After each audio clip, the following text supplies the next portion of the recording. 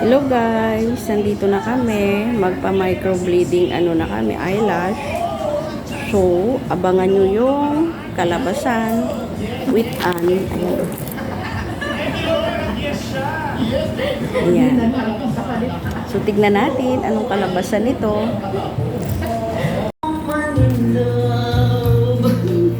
Yee! So, pardon me if I should start and struggle like a child. The way you look all over your face is driving me wild. I'm just what you made me, can't wait till you take me and set all my feelings free. I know that you can, so come be my man. Tonight I wanna be just another woman in love in this room. If we're out of control, just another fool. You touch me and I feel the burden in the wind, and I can't wait to feel you touching me again. With you, you're just another woman, just another woman in love. I'm just another woman in love, I cannot be soon. And far out of control, just another fool. You touch me and I weep, and the Father in the one, and I can't wait to feel you touching me again. With you, I'm just another woman, just another woman in love. Maganda yung ba? Yung binili ni Catherine. Yung karaoke. Nagbili tayo ng ganun ba? Nagtatanong lang sa'yo, ako pa kaya ibigin mo?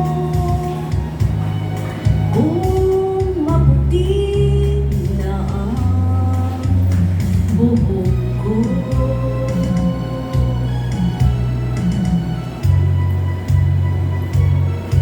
pagdating ng araw, ang iyong buhok ay puputi na rin. Sabay tayo mga ngarap ng nakaraan sa atin.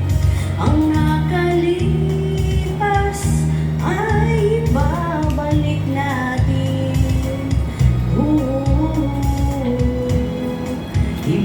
Ipapaalala ko sa'yo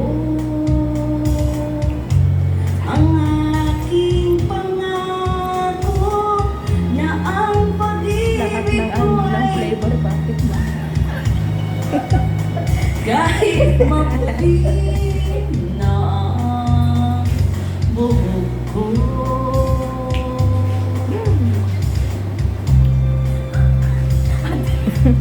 Sabi ko sa'yo, wag mo.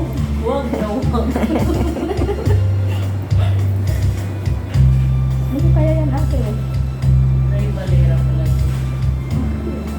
Ang chocolate man din. Ano kaya to? Bigyan mo nga ako. Ang nakalipas ay ibabalik natin. Baka chewin ko. Ayaw ko. Baka ma'am. Yung chocolate na yun. Yung naka-gold. Ipaalala ko sa'yo Gold. ang aking pangako Ito na pa. ang pag-ibig ko'y Mahilig sa gold laging eh. sa'yo. Kahit maputi na ang buhok ko, Ang tigas. kahit maputi na Ano ang ba yan? Ayaw ko. buhok ko. Kasi hindi na maano. Hindi ma...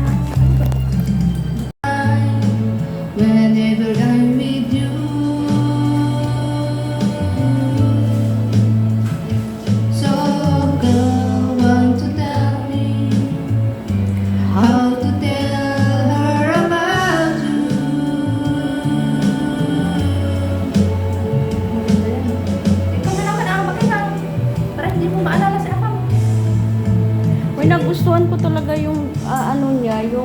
yung ambience Ano niya. ito?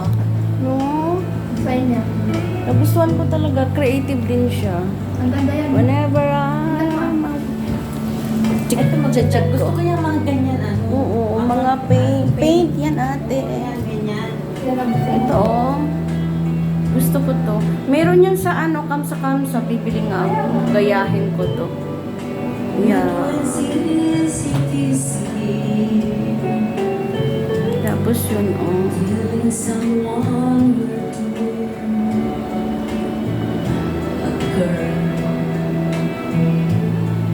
I help me tell her about you.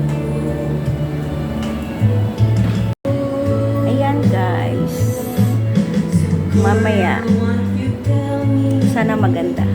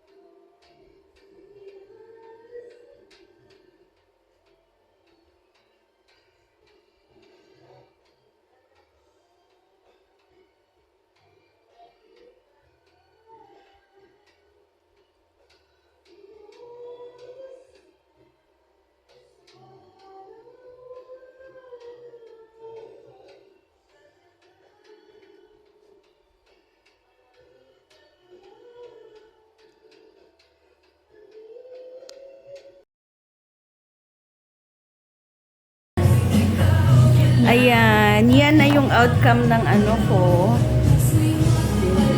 Ano nito, madam?